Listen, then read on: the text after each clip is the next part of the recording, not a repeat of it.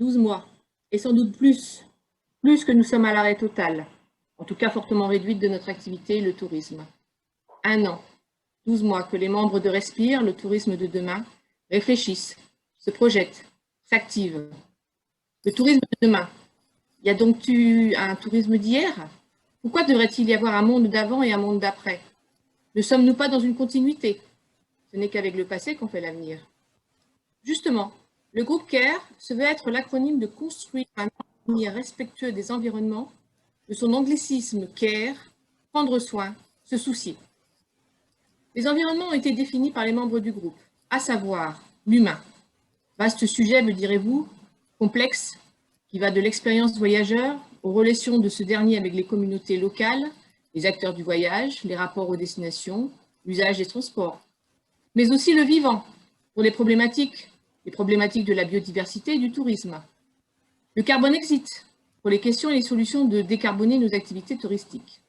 Alors qu'avons-nous fait au sein du groupe CARE dans le cadre de la réflexion carbone exit? Il a été important de comprendre la problématique de la production carbone, pourquoi décarboner, les solutions globales et générales, et décarboner nos activités touristiques.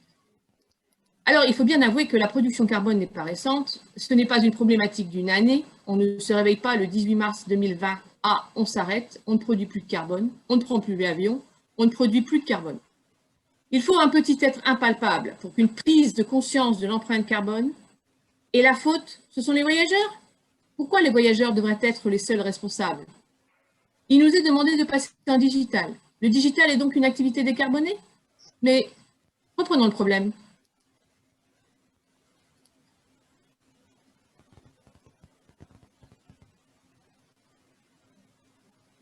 Victoria, à moi. Alors, la crise de la Covid-19 a plongé l'économie mondiale dans un long tunnel depuis mars 2020 et le secteur du tourisme a été particulièrement touché. Outre la baisse sans précédent du trafic passager aérien, moins 60% par rapport à 2019, la crise a fait émerger de nouvelles habitudes de travail, comme les visioconférences, mais a également renforcé une prise de conscience sur l'importance de modifier nos modes de vie, notre façon de voyager et de nous déplacer pour participer collectivement à la baisse des émissions de CO2. L'accord de Paris a fixé la limite d'augmentation des températures à 1,5 degrés à l'horizon 2100. C'est-à-dire qu'il nous faut faire baisser nos émissions de CO2 d'environ 5% par an, c'est-à-dire un Covid par an. Au-delà de 2 degrés, on ne sait pas trop comment on pourra gérer l'emballement du dérèglement climatique. Plus de catastrophes naturelles, une biodiversité terrestre encore moindre, des espèces animales qui vont disparaître, des îles sous l'eau, des pays qui subiront des vagues de chaleur intenses et de plus en plus longues, des océans qui se videront de leurs poissons, même si c'est déjà en cours. L'urgence climatique impose des actions immédiates, car les impacts pourraient devenir irrémédiables pour l'être humain à terme, et si nous ne changeons pas en profondeur notre manière de vivre, de consommer, mais aussi de voyager.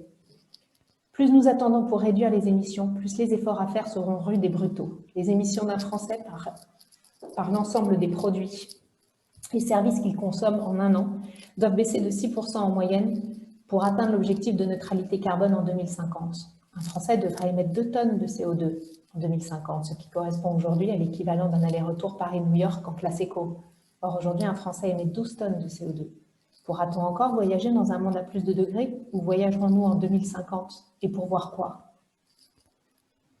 L'avion, mais aussi les activités de tourisme en général, sont de plus en plus critiquées et pointées du doigt par des personnes qui ont compris l'impact sur les lieux naturels et la nécessité cruciale de décarboner nos vies et agissent déjà individuellement en ce sens en acceptant de renoncer à certaines activités.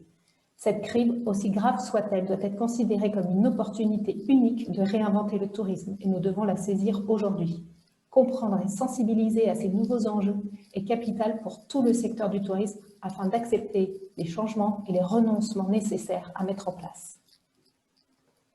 En effet, car le secteur du tourisme a une responsabilité sur le climat par ses émissions de GES, de CO2 et autres pollutions. Il représente 8% des émissions mondiales de CO2, principalement le fait du transport aérien, qui représente environ 3%, 6% si on compte aussi les traînées de condensation. Parallèlement, le changement climatique met un peu plus chaque jour sous risque le secteur du tourisme. Celui-ci doit se réinventer et effectuer sa transition pour le bien de tous, mais également pour sa survie. L'empreinte d'un voyageur se joue à chaque choix qui compose son voyage, de la destination en passant par les activités et son hébergement. Le transport et les mobilités d'une manière générale représentent 49% de cette empreinte, avec des disparités, notamment entre, par exemple, le train et l'avion. 1 kilomètre en TGV, c'est près de 50 à 80 fois moins d'émissions qu'1 kilomètre en avion. Mais il y a aussi l'alimentation, la restauration, à hauteur de 17%, l'hébergement, tout ce qui concerne les bâtiments, à hauteur de 14%, tout ce qui est consommation courante, 12%, et puis les activités et les services, 8%. Et bien sûr aussi un mouvement naissant, l'empreinte numérique qui grandit de plus en plus, c'est aujourd'hui environ 4% tous secteurs confondus, avec certainement un doublement à l'horizon 2025. Donc le transport et les mobilités ne sont pas les seuls concernés par la transition. Il y a aussi des enjeux sur les circuits courts, le bio, l'éco-construction, le recours à une certaine sobriété numérique. Mais l'impact transport reste néanmoins majeur. Il est doublement impacté par la croissance du nombre de voyageurs, qui est rendu possible à l'augmentation du niveau de vie et du pouvoir d'achat des populations. Et au sein des mobilités, l'avion, forcément, cristallise un peu la problématique et les enjeux, peut-être aussi parce que politiquement, il a été un peu sorti du scope de la COP21 des accords de Paris en 2015. Reculer pour mieux sauter. Aujourd'hui, ce petit être impalpable qui s'appelle un virus Covid pousse les politiques à revoir leur copie et prendre leurs responsabilités. Notamment, on parle de limiter les vols courts et moyens courriers, mais aussi de limiter, pourquoi pas, le nombre de vols par an et par personne. Si un jour on avait des quotas carbone, quelle serait donc la place du tourisme, et notamment du tourisme lointain? L'aérien, notamment, cache une injustice, puisque 80% seulement de la population mondiale, 80% de la population mondiale n'a jamais pris l'avion. Et pourtant, nous sommes 100% à en subir les conséquences. Et au passage, en Europe, ce chiffre est bien inférieur puisqu'il y a une forte démocratisation de l'aérien, notamment grâce au low cost. Force est de constater qu'aujourd'hui, nous ne payons pas le vrai prix juste de l'avion puisque celui-ci n'intègre pas l'impact carbone. Et les alternatives sont encore faibles et à développer, notamment sur le train. Le tourisme sera de plus en plus impacté par ces enjeux de décarbonation de l'économie. Et aujourd'hui, si les signaux faibles sont de plus en plus présents, ils le seront de plus en plus et pour longtemps. L'impulsion est lancée, on le voit avec l'affaire du siècle, les lois climat, l'interdiction de la publicité sur les low cost à Amsterdam par exemple, l'abandon du projet de terminal à l'aéroport de Roissy-Charles de Gaulle et bien d'autres initiatives. Même la généralisation du télétravail incite les entreprises à revoir leur façon de fonctionner, à réduire leurs émissions et donc de réduire les voyages d'affaires. Le MIS et les séminaires en sont fortement impactés. Et comme on le voit aujourd'hui, avec les mesures liées à la pandémie, l'acceptabilité est un facteur clé du succès dans l'acceptation et l'adoption de mesures. Le secteur du tourisme ne doit pas reculer, il doit avancer et quelque part donner l'exemple. Il a plus que jamais besoin de se former, et notamment sur la compréhension de tous ces enjeux environnementaux, mais aussi sociétaux, qui bouleversent complètement la profession. Il ne s'agit bien sûr aucunement de remettre en cause le voyage et son formidable enrichissement personnel. Il s'agit d'accepter collectivement, c'est-à-dire tous les acteurs du tourisme ensemble, qu'il est urgent de s'adapter, qu'il est urgent de réinventer les offres, de renoncer à certains services, mais c'est surtout pour en créer d'autres, et puis pour continuer à faire rêver les clients, mais autrement. Donc, il est urgent de mettre en place une communication positive sur ces sujets, transformative. La culpabilisation n'a jamais été très efficace en termes de changement et d'accompagnement au changement des pratiques. Le voyageur n'a pas à lui seul la responsabilité de la sobriété. En effet, les options de voyage doivent s'inscrire dans ce mouvement et l'offre doit également être travaillée. Nous évoquons souvent l'aérien car son empreinte est importante dans le secteur touristique, mais ceci n'empêche pas une réflexion et un travail sur les autres maillons. De la restauration à l'hébergement et en passant par les activités, chaque poste représente des émissions et il y a un manque aujourd'hui de solutions clés en main pour les accompagner vers une réduction. Depuis la pandémie du Covid-19, la prise de conscience citoyenne se propage. et un virage d'opinion s'est amorcé pour adopter un modèle de société plus respectueux de l'environnement et des personnes. Relayé par les médias et soutenu par une partie grandissante de la sphère des professionnels, le mouvement s'étend, gagne la sphère institutionnelle et donne l'espoir d'un véritable changement de paradigme. Certains opérateurs du tourisme ont déjà rejoint ce mouvement citoyen et s'inscrivent concrètement dans une démarche active de promotion d'un tourisme vertueux, adaptant leur offre, se constituant en laboratoire d'idées pour réfléchir à une démarche commune et à des solutions innovantes. Voyageons mieux, moins souvent, moins loin, et plus longtemps, mais continuons d'imaginer des voyages extraordinaires à l'autre bout du monde, à la rencontre d'autres cultures et avec des professionnels engagés et ayant fait la démonstration de leur engagement à travers les labels comme ATER, Agir pour un tourisme responsable. Revenons maintenant sur la thématique de l'avion. L'industrie aéronautique, qui est aujourd'hui l'un des fleurons de l'industrie française, est très touchée par la crise économique. Elle représente quand même 58 milliards d'euros de chiffre d'affaires, 34 milliards d'excédents commerciaux et génère 300 000 emplois directs et indirects. L'avion est et demeurera un vecteur unique de rapprochement entre les peuples, d'échanges culturels, sociaux, scientifiques, économiques, de même qu'une formidable et efficace outil d'action en temps de crise. Cette industrie compétitive qui est source d'excellence et de passion est capable de relever ce double défi écologique et technologique. Le secteur du transport aérien a déjà réalisé de gros efforts de conversion vers un transport moins polluant. Les consommations par kilomètre des passagers ont été divisées par 4 depuis un demi-siècle. C'est énorme. Problème, ces baisses de coûts expliquent en grande partie la démocratisation du transport aérien et l'explosion du trafic avec la clé une forte hausse des émissions de CO2. En outre, les pays émergents, la Chine, Inde et Brésil, grâce à l'élévation du niveau de vie et l'accès aux congés, commencent à consacrer de plus en plus de temps et d'argent aux loisirs, notamment au tourisme. Or, ces 3 pays représentent 40% de la population mondiale. Le trafic aérien connaît une croissance exponentielle. Le nombre total de passagers devrait presque doubler d'ici 2035-2036 selon IATA. Le secteur du transport aérien s'est fixé comme objectif une réduction de 50% des émissions de CO2 d'ici 2050 par rapport à 2005. Il y a par exemple Corsia qui a été vu par les différentes compagnies. Le Shift Project, qui est présidé aujourd'hui par Jean-Marc Jancovici, engagé dans une réflexion globale sur la nécessaire et urgente décarbonation de l'économie, a présenté une batterie de mesures concernant le secteur aérien pour respecter l'accord de Paris notamment. Au stade actuel, le respect de cet engagement impliquerait de réduire dès à présent et dans la durée nos émissions de CO2 d'environ 5% par an. Il faudrait réduire de moitié le nombre de passages annuels d'ici 20 ans maximum. Pour y parvenir, il faut envisager une plus grande sobriété des déplacements aériens, forcément. Arrêtons les week-ends Kleenex, tels que le soumet M. Jean-Pierre Masse. Les progrès techniques dans le transport aérien améliorent, mais seuls ne suffiront pas. Les carburants alternatifs et les baisses de CO2 qu'ils génèrent sont synonymes de grands espoirs pour les compagnies aériennes. Certaines ont déjà largement commencé à investir le sujet. Mais le bénéfice environnemental sera-t-il au rendez-vous? La maîtrise des futurs modes de propulsion est aujourd'hui encore un défi, mais il entend néanmoins faire mieux encore dans un avenir très proche.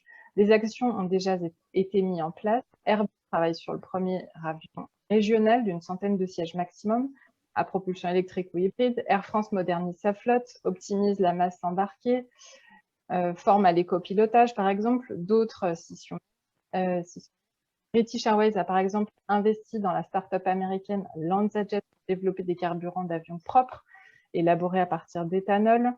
KLM a réussi un vol entre Amsterdam et Madrid en utilisant du kérosène synthétique propre. Ce kérosène qui a été fabriqué par Shell à partir de CO2 et d'eau a représenté un peu plus de 5% de la consommation totale du carburant de vol. Il nous reste évidemment encore du chemin à parcourir, mais les compagnies sont indubitablement sur la bonne piste. Elles savent que le temps leur est compté, que la reconversion des flottes vers le zéro émission prendra encore des années. Les constructeurs savent néanmoins qu'ils doivent aller plus vite dans la conception de l'avion décarboné. Le ferroviaire subit moins de pression à l'aérien, n'émettrait en effet que 0,4% des émissions de gaz à effet de serre du secteur des transports. Nous interrogeons maintenant Julien Etchanchou, consultant en développement durable chez Advito, qui va nous donner aussi sa vision sur les émissions de CO2 liées au tourisme. Bonjour à tous, nous voilà sur le Zoom de Respire, groupe CARE, sous-groupe Carbon Exit. Donc aujourd'hui, on va parler du CO2 et des émissions que nous faisons tous actuellement et plus particulièrement dans le tourisme. Je vous présente Julien. Alors Julien, je te laisse te présenter. Bonjour à tous, donc je m'appelle Julien Chanchu, je travaille chez Advito, qui est la filiale conseil de BCD Travel, et je gère le département Sustainability. Donc en gros, on donne des recommandations aux clients business pour leur expliquer comment ils peuvent réduire l'empreinte carbone de leur voyage professionnel. Alors aujourd'hui, on va aborder plusieurs choses. On va d'abord faire un état des lieux par rapport aux émissions de carbone dans le tourisme. Ensuite, on verra ensuite les possibilités de réduction et de compensation. Et pour finir, comment expliquer à vous tous professionnels et aux voyageurs comment choisir des voyages plus économes en CO2. Voilà, donc Julien, à toi pour l'état des lieux.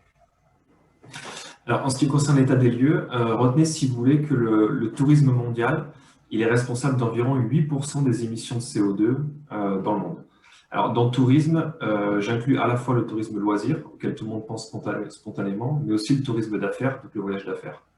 Donc, c'est 8%. Et retenez aussi que parmi ces 8%, il y en a un peu plus de la moitié qui proviennent du secteur aérien. Donc, en gros, le secteur aérien il est responsable de 4 à 4,5% des émissions de CO2 dans le monde.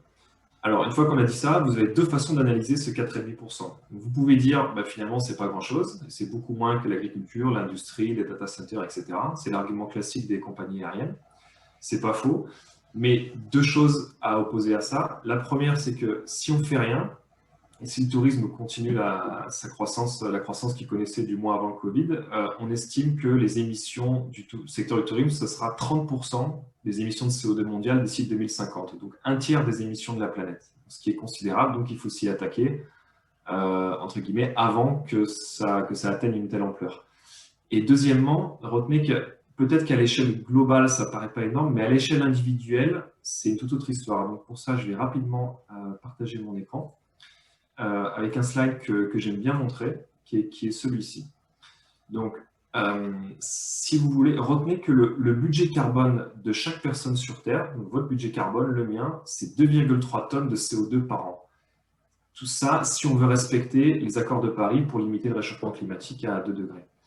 Et vous voyez que juste avec un seul vol aller-retour Francfort-Singapour en business class, c'est 6 tonnes de CO2. Donc, juste avec un vol, vous avez quasiment triplé votre budget. Donc, retenez ça, à l'échelle individuelle, l'empreinte carbone de l'aviation, elle est vraiment conséquente. Et donc maintenant, on va voir comment on peut s'atteler à réduire cette empreinte carbone. Excuse-moi Julien, est-ce que tu connais la dépense CO2 sur un vol en classe économique? La dépense sur un vol économique, sur cet exemple-là, en général, on retenait que c'est à peu près 3 fois moins. Donc ça va être à peu près 2 tonnes. Ok, donc avec un vol aller-retour, on a utilisé notre cartouche carbone. Exactement, c'est exactement ça.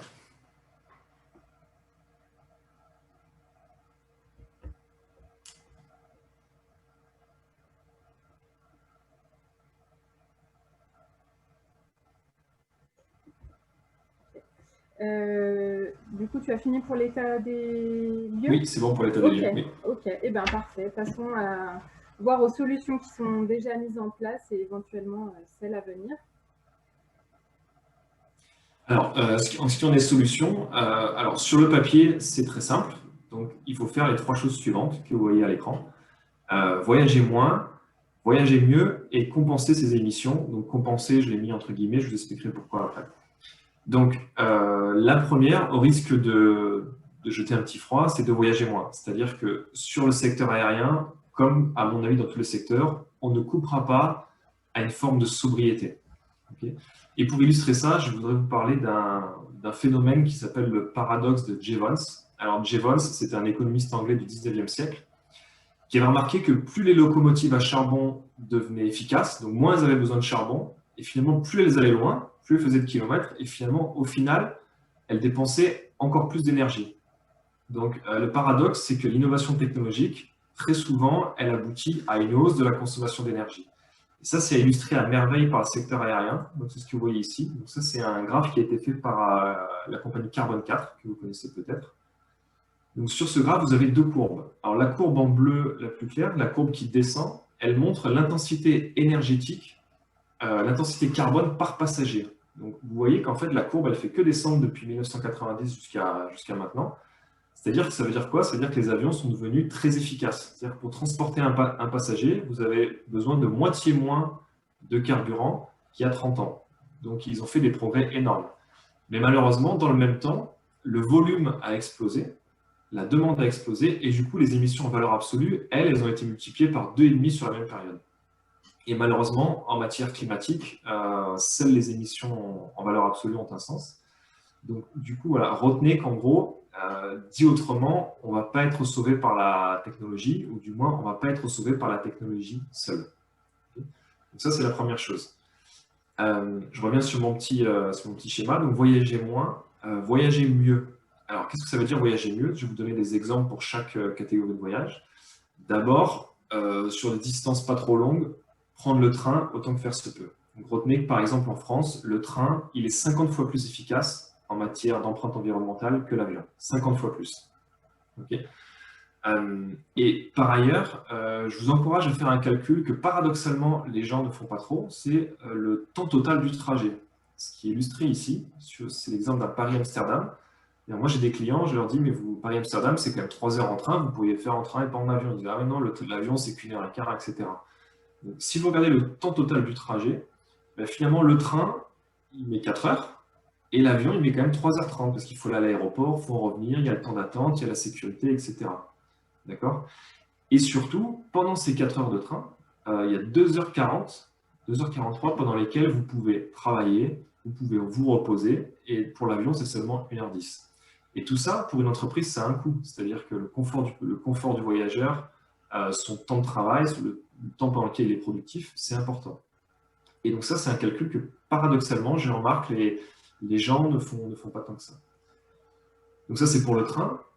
Deuxièmement, la voiture. Alors, pour faire simple, oui, il faut passer à la voiture électrique, c'est mieux. Mais il y a quand même deux gros mais. Okay. Le premier, c'est que Einstein, ce qu'il a dit, c'est toujours d'actualité, à savoir E égale mc2. Ça veut dire que l'énergie, elle est dépendante de la masse. Donc, ça veut dire quoi? Ça veut dire que le piège à éviter, que j'entends souvent, c'est « Ah mais cool, je conduis en électrique, du coup, je peux prendre une voiture plus grosse. » Non, parce que retenez qu'une grosse voiture électrique, elle consomme plus de CO2 qu'une petite voiture à essence. D'accord? Alors vous allez me dire, oui, mais quand je roule, je n'émets pas de CO2. Certes, mais quand vous rechargez la voiture, vous avez besoin d'électricité. Et l'électricité, elle n'est pas propre dans tous les pays. Ça, c'est mon deuxième point. L'idée, c'est que si vous conduisez une voiture électrique en Chine, l'électricité, elle est très carbonée, parce qu'elle est faite à base de charbon. Et du coup, c'est à peine plus efficace qu'une voiture à essence. D'accord? Et sur la carte suivante, vous avez l'intensité carbone de l'électricité dans le monde. Donc, si vous conduisez une voiture électrique en Afrique du Sud, en Australie, en Chine ou en Inde, ça va être très légèrement plus efficace qu'une voiture à essence, mais pas tant que ça. Par contre, si vous la conduisez en France, au Canada, en Suède, là, l'écart, il est énorme. L'écart, il est d'environ 70% de CO2 en moins sur le cycle de vie. Et là, je prends tout en compte. Là, je prends la production de la voiture, la production de la batterie, le recyclage, etc. Donc, voiture électrique, c'est bien, mais voilà, pas prendre une voiture plus grosse et regarder dans quel pays l'électricité est propre. Alors, on a vu le train, la voiture, maintenant l'avion, qui est le plus gros poste de dépense de CO2. Qu'est-ce qu'on peut faire avec l'avion? Déjà, voyager autant que possible en direct. Un vol direct sera toujours plus efficace qu'un vol indirect. Et la deuxième chose, c'est choisir les bons avions. Donc, par exemple, l'Airbus 350, c'est le meilleur avion que vous pouvez trouver sur long courrier.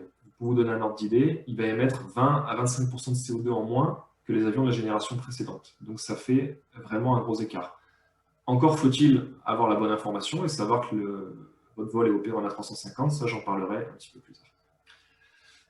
Et dernière chose sur l'hôtel, donc en gros, ce qui est bien sur l'hôtel, c'est de prendre des hôtels certifiés.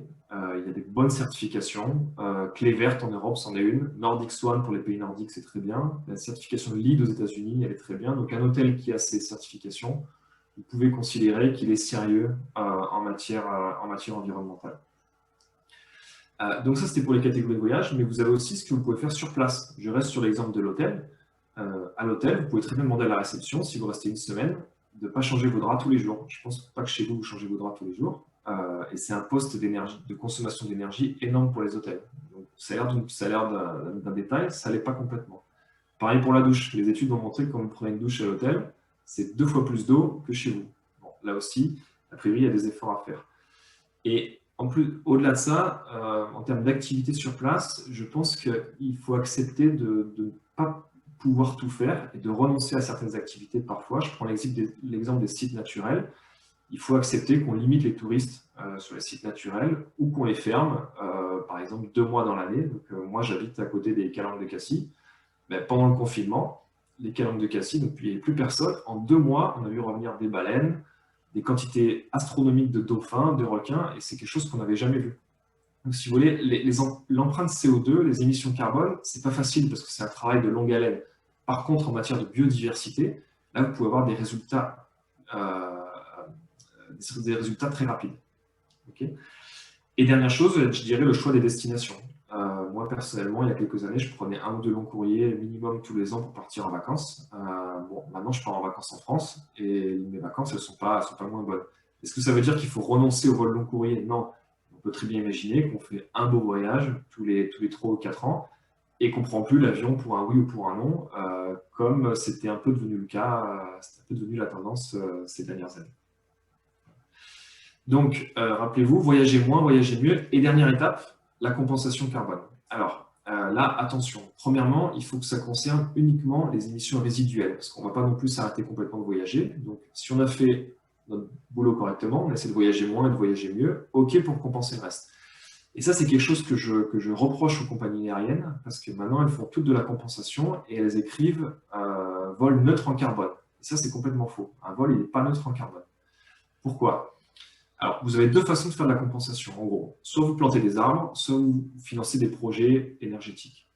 Alors, le problème avec planter des arbres, c'est très sexy, mais il y a 2 problèmes principaux. Le premier, c'est que l'arbre, il va mettre à peu près 50 ans à compenser le CO2 que vous allez émettre en 6 heures sur votre vol Paris-New York. D'accord ? Et l'urgence écologique, elle est maintenant, elle n'est pas dans 50 ans. Donc, il y a un gros problème de temporalité. Et le deuxième problème, c'est que pendant ces 50 ans, on ne sait pas ce qui va se passer avec l'arbre. Il peut brûler, il peut être victime de maladies, il peut être coupé. Donc, il y a un double problème de temporalité et d'incertitude qui fait que planter des arbres, ce n'est pas forcément la meilleure solution. Vous pouvez, ce qui à mon sens est un petit peu mieux, financer des projets liés à l'énergie. Donc, par exemple, vous pouvez financer l'installation d'un panneau solaire en Afrique qui va remplacer une chaudière centrale au fioul. Donc là, vous allez avoir des gros gains de CO2 sur les années suivantes, des gains rapides et assez sûrs, assez certains. Mais le problème, c'est que là, on va parler d'émissions évitées. Donc, admettons que votre panneau solaire, il va permettre d'économiser 10 tonnes de CO2, c'est très bien, mais vos 2 tonnes à vous, elles seront toujours dans l'atmosphère. Donc là, on parle pas, c'est plus de la compensation en fait. Et du coup, pour moi, la compensation, c'est un mot, la sémantique est importante. La compensation, c'est un mot trompeur parce que ça donne l'impression qu'on peut se laver les mains, il n'y a pas de problème.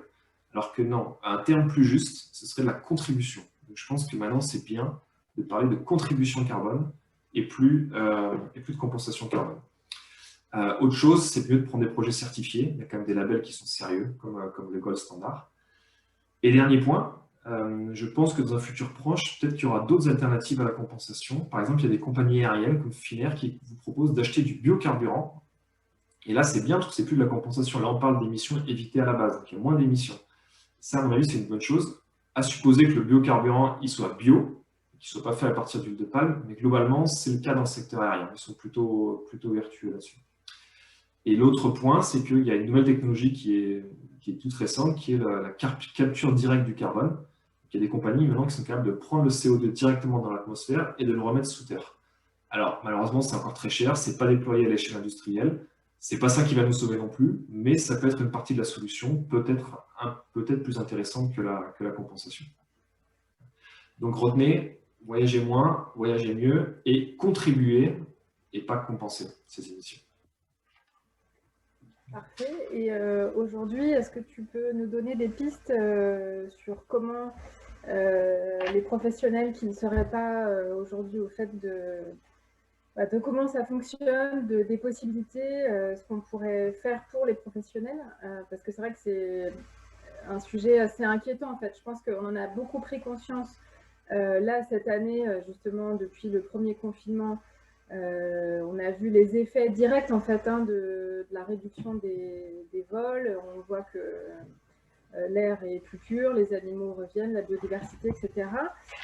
Donc comment, que dire aux professionnels du tourisme et puis aux voyageurs également pour faire mieux par rapport au CO2. Disons, alors en matière de communication ou de sensibilisation, moi, je vais insister sur un point qui me paraît très important, c'est qu'il faut être positif dans la communication. Alors, non pas parce que je suis peace and love et que je veux que tout le monde soit gentil et positif, mais parce que les études ont montré que c'est plus efficace. Et aujourd'hui, les scientifiques du climat, de plus en plus, ils remettent en question la façon dont ils communiquent. Parce que quand vous écoutez les news, vous entendez la planète se réchauffe, les glaces, elles fondent, les espèces, elles disparaissent. Cette communication, ça vous donne juste une seule envie, c'est d'aller sous votre couette et de vous rendormir. Donc, en fait, cette communication dramatique, elle mène beaucoup plus à l'apathie et au fatalisme qu'à l'action. Et ça a été montré, hein, c'est pas moi qui le dis, hein, c'est vraiment ça a été prouvé.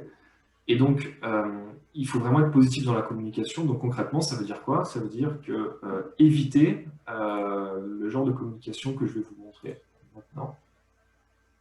On va partager l'écran.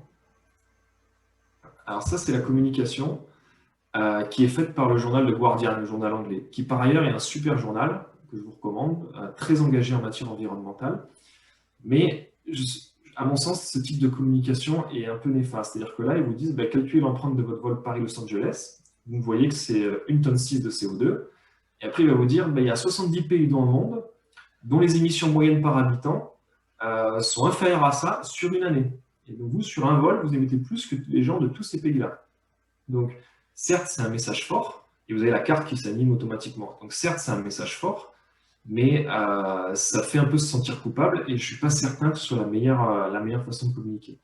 Donc, nous, ce qu'on fait typiquement pour les professionnels, on va directement dans les outils de réservation, et quand le voyageur, par exemple, il veut réserver un Paris-Francfort en avion, il va avoir un message qui apparaît. Ah, vous voulez réserver un voyage en avion? Vous savez que vous pouvez le faire en train, c'est beaucoup plus confortable, c'est moins cher, et vous allez économiser 400 kg de CO2. La planète vous dira merci avec un petit icône, un petit smiley, etc. Il faut que ce soit... et ça, clairement, ça marche. D'accord? Ensuite, alors, de manière plus concrète, comment on fait pour sensibiliser? Donc, le positif, c'est important. Et comment on fait? Je dirais qu'il y a du court terme et du long terme.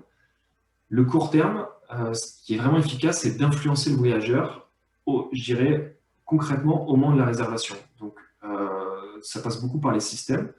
Donc, nous, encore une fois, on met des messages dans les OBT, dans les self-booking tools, et pour ça, on utilise des techniques de marketing ou de merchandising. Je vais vous donner un exemple. Les études ont montré que quand vous proposez 3 choix à un consommateur, vous proposez le produit basique, le produit pas mal, et le produit luxe, mais voilà, et le plus cher. Donc, 80% des cas, les gens ils choisissent celui du milieu. 80% des cas. Du coup, nous, quand on sait qu'il y a l'hôtel A qui est très vert et très vertueux, on va s'arranger pour le mettre entre l'hôtel B et l'hôtel C, qui sont un moins cher, un plus cher, et on sait que très souvent, c'est celui-là qui va être réservé. Donc, c'est ce genre de technique qu'on utilise. Ça, et encore une fois, les messages dans les OBT au moment de la réservation, ça, c'est très efficace. Ça, c'est le court terme. Je dirais, et à long terme, il faut faire un gros travail d'éducation. Donc, ça passe par de la formation, des webinars, des conférences. Et aussi par un outil que nous, on commence à déployer et qui, va vite arriver, c'est le budget carbone. Le budget carbone, on commence à le déployer dans les entreprises. L'idée, c'est la suivante, c'est qu'on regarde le département marketing, on dit, pour le marketing, ils ont dépensé 10 000 tonnes de carbone. Okay. Donc, l'objectif pour cette année, ce n'est pas 10 000, c'est 8 000. Okay. Et le département finance, eux, c'était 20 000 tonnes. Donc, l'objectif, c'est 15 000. Et au fur et à mesure de l'année, on suit l'évolution de leur performance par rapport à ce budget carbone. Et si la finance, ils voient qu'ils vont être justes, ils peuvent acheter du carbone à un prix défini à l'avance au département marketing. qui lui achètent, et le marketing, avec l'argent qu'ils reçoivent, eux, ils peuvent faire des actions environnementales, ils achètent des vélos électriques à leurs salariés, ils construisent un panneau solaire sur le bureau, etc. Et ça, c'est un très bon outil pour sensibiliser les gens. Et je suis, à titre personnel, persuadé que ce genre de pratique va arriver, va nous être imposé. On va bientôt gérer le carbone comme on gère des euros. Vous voulez faire un projet d'entreprise. Aujourd'hui, vous regardez combien ça coûte. J'ai l'argent ou j'ai pas l'argent. Ok, j'y vais pas. Demain, ce sera aussi combien de carbone ça coûte. Est-ce que j'ai assez de carbone pour faire ça? Oui ou non? Donc, du court terme, du long terme. Mais par contre, j'insiste aussi sur le côté positif dans la communication. Ce sera largement plus efficace.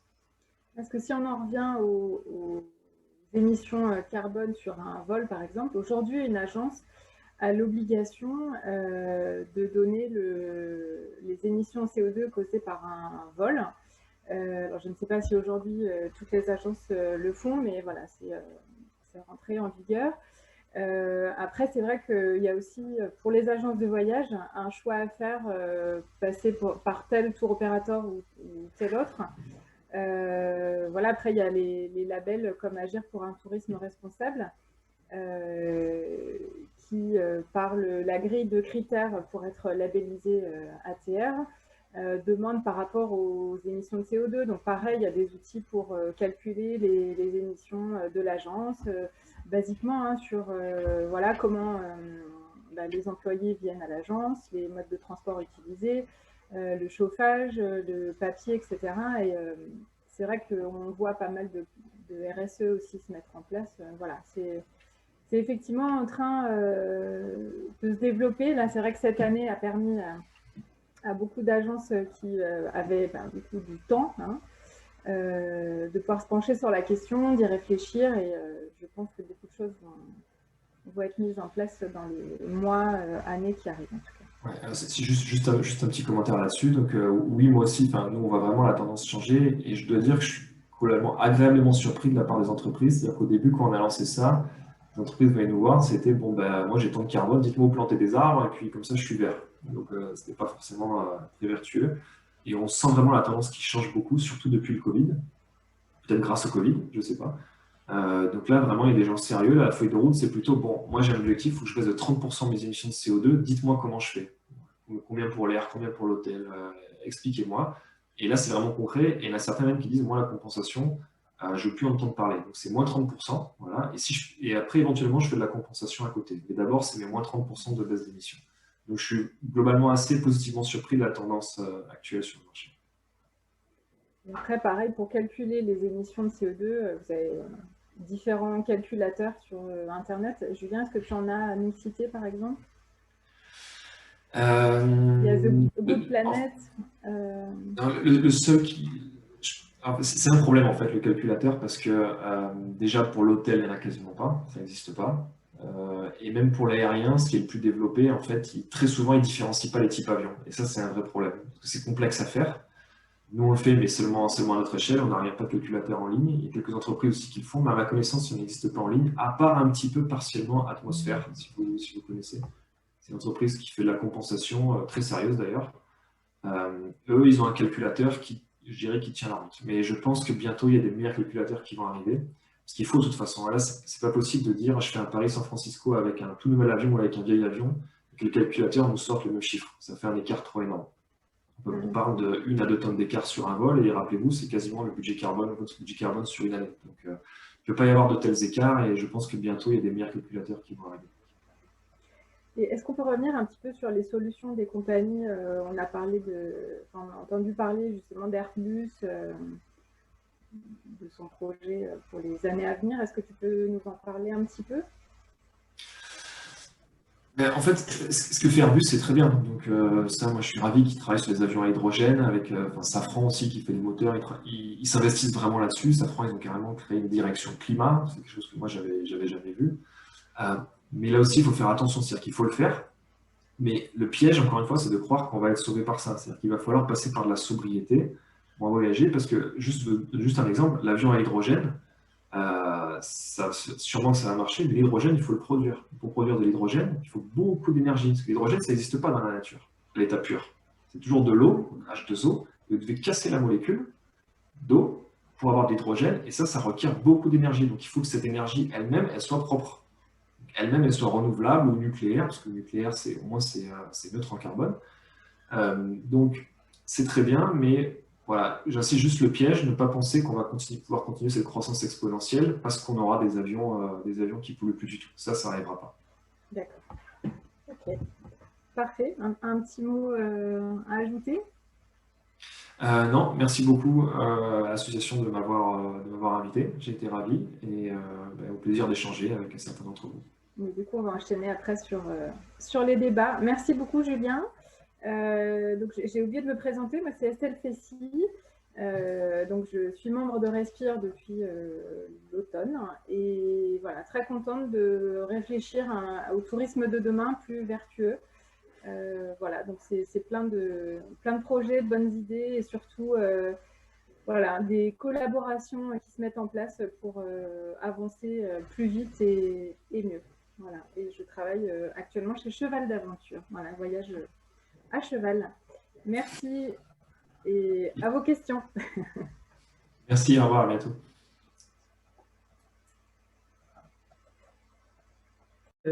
Merci Julien de cet échange.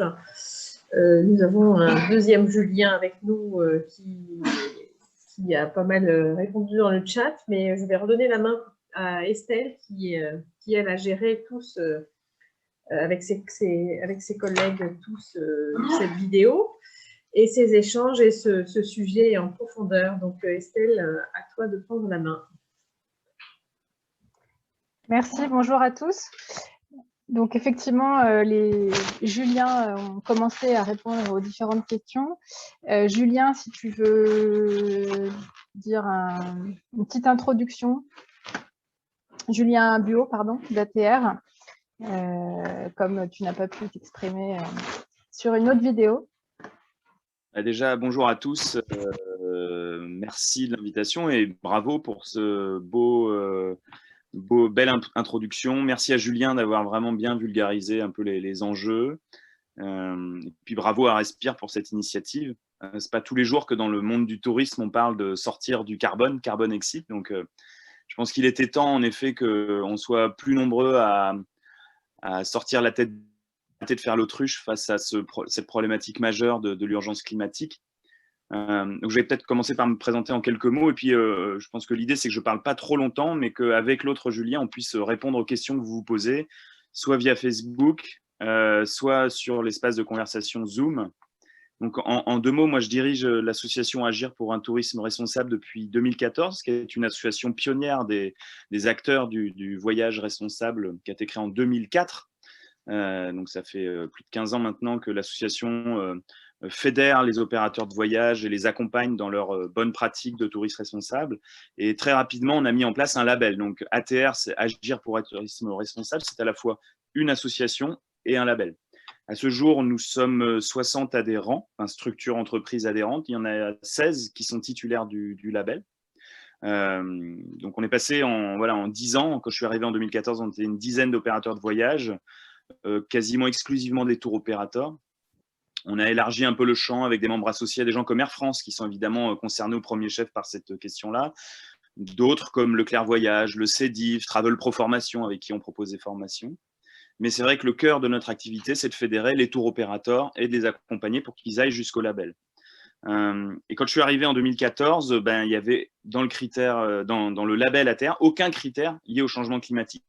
Vraiment, on avait affaire à des professionnels qui étaient très engagés dans le tourisme responsable à destination, mais sur la question de transport, il y avait une impasse totale. Même mon propre président, Vincent Fonvier, le fondateur de la Balaguère, était vraiment pas à l'aise avec l'idée de parler du sujet. Et puis, on s'est dit avec EcoCert, parce qu'on a changé de fournisseur dans les audits pour contrôler le respect du cahier des charges du label. On travaillait historiquement avec l'AFNOR et à partir de 2015, on a travaillé avec EcoCert. Et là, on s'est dit, au moment de rénover le référentiel, on s'est dit, c'est plus possible, on ne peut pas faire l'autruche plus longtemps, il faut qu'on ouvre les yeux. C'était aussi l'année de la COP21. On avait d'ailleurs été impliqués dans cet événement-là, puisqu'on avait organisé au Grand Palais un débat justement sur tourisme, voyage et changement climatique. On avait donné la parole à des pionniers. Je pense à Terre d'Aventure, je pense à Air France, je pense au GERES aussi, qui est une ONG qui proposait à l'époque des programmes de compensation carbone via CO2 solidaire. Malheureusement, ça s'est arrêté, mais on continue de travailler avec eux dans le cadre d'une campagne sur la solidarité climatique. Et voilà, en 2015, je vais essayer d'accélérer, mais on s'est dit on ne peut plus faire l'impasse plus longtemps. Et donc, on a commencé à intégrer dans les exigences du label l'empreinte carbone. C'est-à-dire, pour être titulaire du label, il faut faire un bilan carbone, en tout cas une évaluation, même sommaire, de son empreinte carbone, déjà sur ce que nous, on émet en tant que professionnels, quand on éclaire, quand on chauffe nos agences, quand on envoie nos collaborateurs à destination, faire des éductours, voire co-construire avec des réceptifs des productions, il faut calculer ça. Et puis, c'est déjà prendre conscience de son empreinte carbone. Donc, on était en 2015, c'était encore assez léger comme engagement. Et puis, en 2018, on a fait un séminaire. Chaque année, à TEA, on fait un séminaire avec nos adhérents. On s'est entouré de gens en interne qui ont clairement une longueur d'avance sur l'ensemble des professionnels. Je pense aux entreprises comme Double Sens, comme Voyageurs du Monde, qui n'ont pas attendu que le label ATR évolue avec des nouveaux engagements sur le climat. Et puis, pendant ce séminaire, on s'est aussi entouré d'experts du GIEC, le groupement d'experts sur l'évolution du climat. Et puis, on a ouvert un peu plus les yeux, quoi. On a formé les dirigeants de nos adhérents sur ces questions-là. Et à partir de 2018, on a mis une petite année avant de faire évoluer le label, mais on s'est décidé vraiment à agir plus pour lutter contre le changement climatique. Et on a commencé à intégrer de nouveaux critères dans le label depuis 2019. Donc, on n'a pas attendu le Covid. Et donc, en juillet 2019, on a expliqué à nos adhérents et au grand public que maintenant, pour être titulaire du label, il fallait non seulement continuer d'évaluer de manière de plus en plus rigoureuse l'empreinte carbone des entreprises, mais aussi avoir une stratégie de réduction. Alors, on n'a pas défini la trajectoire. Et peut-être que pour ceux qui lisent l'écotouristique, je me suis un peu dévoilé récemment avec un article qui précise un peu la trajectoire de réduction qu'il faudrait que collectivement on ait en tête. Mais ça reste un tabou pas évident. Et en 2018, honnêtement, on n'était pas encore très prolixe sur les questions de réduction. Là, ça y est, on commence à voir avec nos adhérents un certain nombre de bonnes pratiques à recommander. On y reviendra probablement tout à l'heure. Et puis, on a quand même défendu l'idée que la compensation, alors on n'aime pas parler de compensation parce que c'est un terme un peu connoté, on parle de contribution à des projets de solidarité climatique, mais ça fait partie quand même des solutions. À partir du moment où elles sont couplées à des stratégies de réduction et d'évaluation robustes de l'émission de CO2, il faut pouvoir, en tout cas pour être titulaire du label, démontrer à EcoCert qu'on a compensé les émissions de CO2, absorbé les émissions de CO2 au moins à 100% du périmètre de l'entreprise. Et puis, à l'horizon, on a dessiné un échéancier avec un horizon 2023-2025 pour prendre en charge la compensation carbone des émissions de CO2 de nos clients, donc des voyages, qu'il faut donc être capable en amont d'évaluer, au moins sommairement, avec des ordres de grandeur. Et donc, à hauteur de 50% du périmètre client, on exige que ce soit compensé à partir de 2023 et 100% à partir de 2025. Et on s'appuie sur l'expérience de Voyageurs du Monde notamment, puisque eux compensent 100% des émissions de CO2 depuis le 1er janvier 2018, donc de tous leurs clients. Ce qui représente quand même pour eux un coût de 2,5 millions d'euros par an, qui est affecté à des programmes de solidarité climatique qu'ils ont pu mutualiser à travers le fonds Livelihood, avec La Poste, avec Hermès, etc. Donc voilà, aujourd'hui, on en est là, le label ATR. Maintenant, on accompagne nos adhérents, y compris ceux qui ne sont pas labellisés, pour qu'ils puissent honorer ces 3 engagements, évaluer, réduire et compenser.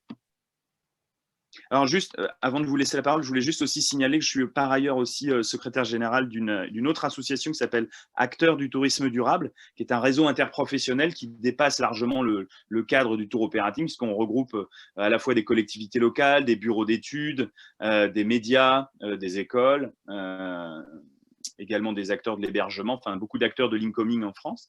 Et on vient de publier il y a 6 mois un livre blanc, une 50aine de pages, le tourisme face au changement climatique, qui permet de vulgariser un peu ces grands enjeux et puis aussi les solutions en réponse à ces questions-là. Donc je vous le recommande. Vous le retrouverez sur le site tourisme-durable.org, qui est le site des acteurs du tourisme durable, avec qui on a beaucoup travaillé. Donc évidemment, ATR, les membres d'ATR divulguent de recommandations, mais on dépasse le simple champ du tour opérating en parlant également à des hôteliers, à des responsables de collectivités locales, de tourisme, etc. Voilà, je ne parlerai pas plus longtemps. Merci en tout cas de m'avoir donné la parole et puis je suis à disposition pour répondre aux questions. Alors, on a eu pas mal de questions sur les types d'avions, la différence éco, business. Est-ce que l'un des deux, Julien, veut reprendre un petit peu les éléments? Oui, donc rebonjour à tous. Donc, merci. Oui, je veux bien juste le reprendre rapidement. Donc, sans rentrer dans le détail, retenez qu'il y a vraiment des gros écarts selon les types avions. Quand vous prenez un long courrier, le meilleur que vous pouvez prendre, c'est l'Airbus 350. C'est le meilleur Airbus. Et chez Boeing, c'est le 787. Et voilà, ils vont émettre 15 à 20, 25 et des fois même 30% de moins qu'un avion ancien. Du coup, ça fait un gros écart. Alors après, la question, c'est comment on peut avoir l'information. Donc là, je crois que l'autre Julien l'a mentionné dans le chat. Les GDS, les OTA, etc., ils s'y mettent de plus en plus. Alors, c'est très difficile, hein, ça ne se calcule pas comme ça. Vous imaginez avec le nombre de vols qu'il y a, si vous prenez une connexion, ça fait 4 vols. C'est pas simple de calculer, mais en tout cas, je pense que ça va dans la bonne direction parce que le choix de l'avion, c'est vraiment clé. Et la deuxième chose, donc je comprends que les gens s'étonnent qu'on dise qu'on émet moins de CO2 en voyageant en business, en éco qu'en business, mais c'est une question de place. Donc, si vous voulez, les calculs se fait de la façon suivante. Vous calculez la consommation de kérosène totale de l'avion, vous la convertissez en CO2, et après, vous divisez par le nombre de passagers. Mais si vous êtes en business ou en first, c'est des gros sièges, vous avez de la place, etc. Vous prenez beaucoup plus de place. Et donc, dit autrement, un Paris-New York, ça va être peut-être 700 tonnes de CO2. Donc avec ça, vous pouvez transporter 400 passagers en éco. Mais si vous voulez transporter 400 passagers en business, eh ben, il vous faut 3 avions. Voilà. Donc du coup, c'est pour ça que vous pouvez dire c'est le même avion, mais dans le détail du calcul, voilà, il y aura toujours plus d'émissions en business ou en first qu'en éco. Peut-être aussi une précision sur le train. Tu as vu les questions un petit peu passer. Oui, alors ça, des fois, c'est marrant. Le train, il y a souvent, alors je parle pas des gens qui étaient dans le chat, hein, mais souvent, c'est vrai que j'entends, oui, mais en fait, le train, si on prend tout en compte, c'est plus polluant, faut construire les voies ferrées, etc. Ça, c'est un argument classique de lobby, je peux le dire. Alors moi, je suis très à l'aise pour parler des lobbies parce que moi, je travaille dans le secteur aérien, donc je pense que je suis très à l'aise pour parler de ça. Le train, quoi qu'il arrive, même dans le pire des scénarios, c'est toujours mieux que l'avion. Voilà, ça, c'est un fait. Maintenant, si vous prenez le train en France ou en Suède ou en Suisse, là, l'électricité est très peu carbonée, donc le train, il va être 50 fois plus efficace à peu près que l'avion. Maintenant, si vous le prenez en Chine, où l'électricité, elle est produite seulement ou presque uniquement avec du charbon, c'est moins efficace, mais ça reste, en termes d'émissions de CO2, à peu près 7 fois moins émissif que l'avion. Voilà, donc c'est faux de dire que dans certaines circonstances, le train va émettre plus que l'avion. Voilà, le train, c'est à mon avis le mode de transport de l'avenir. Et Elsa, effectivement, tu précises qu'il y a beaucoup de voies ferrées en France qui sont déjà présentes. Julien Bio, tu peux rajouter sur le projet européen aussi? Oui, alors je l'ai dit dans le chat, pour rebondir sur ce que dit Julien, souvent on nous oppose aussi le fait qu'en Allemagne, comme ils sont sortis du nucléaire, le train serait beaucoup plus carboné qu'en France. Alors c'est vrai, mais le mix énergétique a évolué beaucoup au profit des énergies renouvelables et Julien nous disait dans le chat que, en effet, Deutsche Bahn, ils ont beaucoup investi dans des programmes d'énergie renouvelable. Donc en fait, le train n'est pas plus carboné en Allemagne aujourd'hui qu'il y a 10 ans. Le nucléaire a été remplacé par les énergies renouvelables. Et puis, ils ont aussi gagné en performance énergétique. Donc, c'est clair, il n'y a pas photo. Et donc, ne tombons pas dans les intox qui sont divulgués. Le train, de toute façon, est beaucoup plus sobre que l'avion. Et même en Allemagne, quoi. Après, clairement, Elsa me tend une perche sur l'année européenne du rail. Le Parlement et la Commission européenne ont décidé que l'année 2021 serait l'année du rail. C'était décidé en amont de la Covid. On est bien lucide sur le fait que c'est pas si simple. C'est bien beau sur le papier, mais proposer à son client d'aller en Sicile ou en Croatie en train, c'est beaucoup plus cher, c'est beaucoup plus long, c'est parfois complexe et ça invite les tour opérateurs à revoir leur production parce qu'il faut prévoir des étapes parfois, une nuitée au moins pour que ça soit digeste. Voilà. Donc, il y a eu plusieurs opérateurs qui sont membres d'ATD, d'ailleurs, acteurs du tourisme durable dont j'ai parlé tout à l'heure, une coopérative qui s'appelle les Oiseaux de Passage, et puis un petit réceptif en Sardaigne en Liberté, ont été à l'initiative à l'occasion du dernier du tourisme le 12 octobre, d'une campagne de lobbying pour faire un réseau européen d'acteurs du tourisme durable. Pas complètement. Il y a plusieurs réseaux qui se positionnent à Bruxelles pour fédérer les acteurs, mais voilà, ils ont lancé ça. Vous avez peut-être vu ça dans la presse professionnelle. Et un des axes forts de leur manifeste, ils ont commencé à fédérer plusieurs dizaines d'auto-opérateurs européens derrière cette idée-là, plutôt des petites agences, mais pas uniquement, derrière l'idée de se mettre autour de la table pour co-construire des voyages en Europe en train, parce qu'on se rend bien compte que ce n'est pas si évident et qu'on a besoin de multiplier, de mutualiser des partenariats. Donc, ça se traduit entre autres par les tours opérateurs allemands vers la destination Italie, avec des étapes justement dans le nord de l'Italie pour rejoindre le sud de l'Italie. Il y a besoin de se mettre autour de la table pour co-construire ça. Et puis, nous, à ATR, on a plusieurs opérateurs qui, pareil, n'ont pas attendu le Covid pour commencer à produire des voyages en train. Je pense à Salin Holidays qui avait sorti une brochure en février 2020 sur des voyages bas carbone en Europe en train. Et puis Nomade Aventure également, qui, là c'est un petit témoignage, il faudrait que Fabrice Deltaglia, le directeur général, en parle en direct, mais je peux quand même divulguer un certain nombre de... L'anecdote est intéressante. Nomade Aventure fait partie du groupe Voyageurs qui évalue, tente de réduire et surtout compense les émissions, enfin absorbe les émissions de CO2 de l'ensemble de leurs clients. Et puis très fier de cette bonne pratique, de cette longueur d'avance prise par leurs entreprises, Fabrice Deltaglia était invité sur BFM TV à présenter l'action climat de Nomade Aventure, mais à un moment donné, face à une question du journaliste qui lui disait « Mais est-ce que vous faites vraiment l'effort de produire des voyages plus sobres ?» Il a bien été obligé d'avouer que parfois c'est compliqué et qu'il ne proposait pas en effet les voyages en Europe en train à ses clients. Et du coup, au retour de l'émission, c'était il y a 2 ans, il a demandé à ses chefs de prod de commencer à revoir toute la prod Europe pour le rendre accessible sans avion. Et donc aujourd'hui, Nomade Aventure s'est engagé à ce que 2/3 de ces voyages en Europe soient proposés à leurs clients avec une option sans avion. Forcément, c'est plus cher. C'est peut-être pas tout à fait le même voyage, mais c'est ça aussi, agir contre le changement climatique, c'est aussi d'aller jusqu'au bout de nos responsabilités et pas se dédouaner avec la compensation carbone qui n'est pas la seule solution. Moi, si je peux juste rebondir sur ce qu'a dit Julien et aussi sur ce qu'a dit Carole dans le chat, je pense qu'il y a aussi un changement de paradigme qui est nécessaire, à savoir qu'aujourd'hui, on a vraiment une image du voyage comme un objet de consommation, c'est-à-dire que vite on prend l'avion pour arriver à destination. Et je pense qu'il y a quelque part, et les compagnies ferroviaires commencent à le comprendre, je pense que le voyage lui-même le trajet lui-même doit faire partie du voyage, doit faire partie de l'expérience. Et ça, je pense que c'est important. Il y a la société OBB ou EBB, je ne sais plus comment ça se prononce, la société de chemin de fer autrichien. Ils ont relancé les trains de nuit avec un super produit, alors un peu cher, mais pour le coup, ça cartonne. C'est-à-dire que maintenant, quand vous faites Vienne-Bruxelles de nuit, avec vraiment quelque chose d'ultra confortable, et ils ont gagné beaucoup de parts de marché par rapport à l'aérien.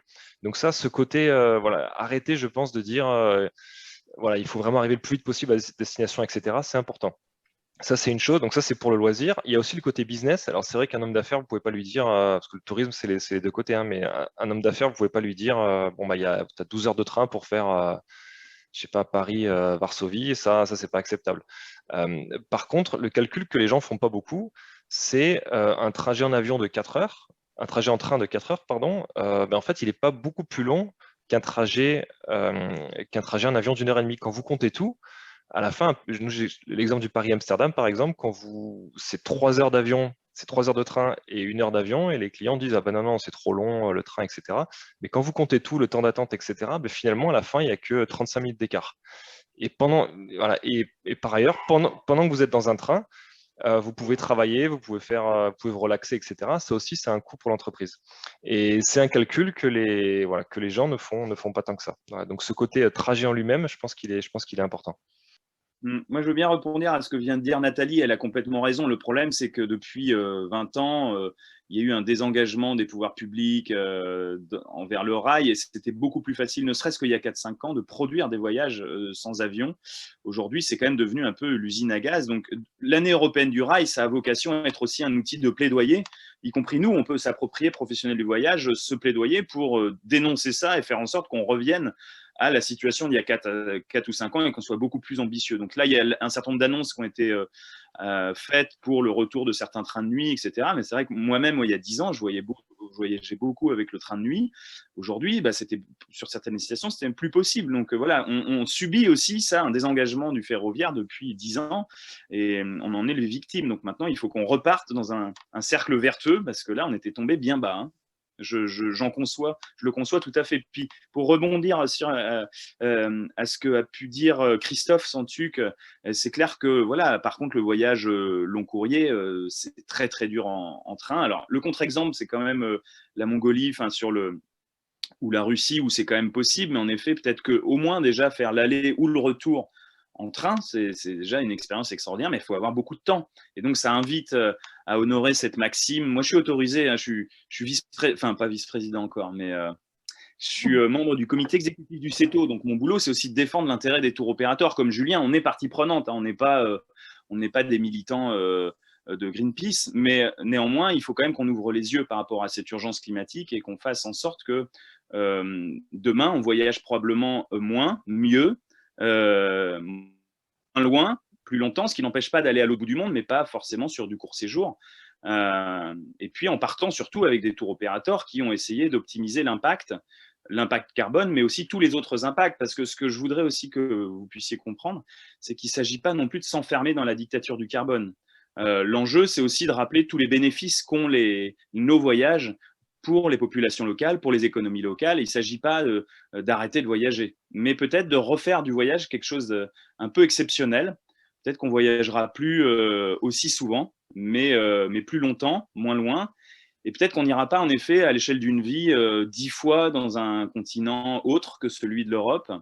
Mais par contre, on fera des voyages, du coup, plus investis, où on partira plus longtemps et où, du coup, la part dans le camembert de répartition de ce que coûte un voyage, la part de l'avion diminuera et du coup, ce seront des voyages qui seront encore plus positifs en termes de contribution à l'économie locale. Et non, mais c'est sûr que là, je ne sais pas si vous avez vu la vidéo des 4 ONG. Il y a Greenpeace, il y a l'association de Nicolas Hulot, et j'ai oublié les 2 autres, sur l'affaire du siècle.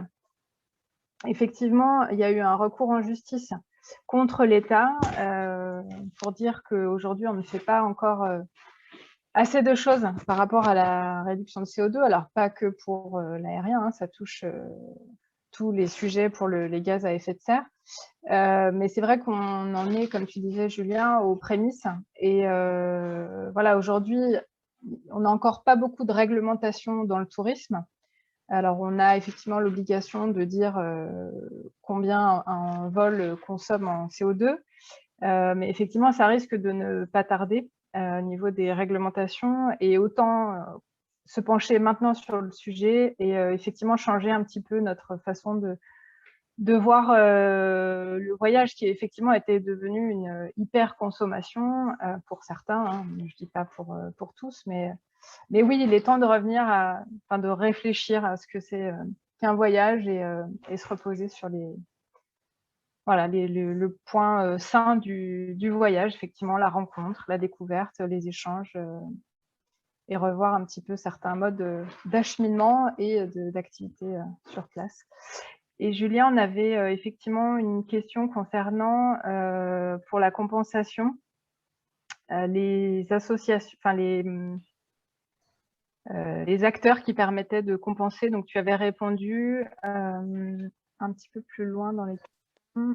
Nous, on s'appuie sur les bonnes pratiques de nos adhérents et on a essayé de mutualiser. On n'a pas fait vraiment un appel d'offres, mais on a essayé de mutualiser des partenariats privilégiés entre nos adhérents et des fournisseurs de crédit carbone, en sachant que, comme l'a dit Julien tout à l'heure, il y a plusieurs approches. Hein. Il y a la question de la reforestation et ça peut quand même être bien fait.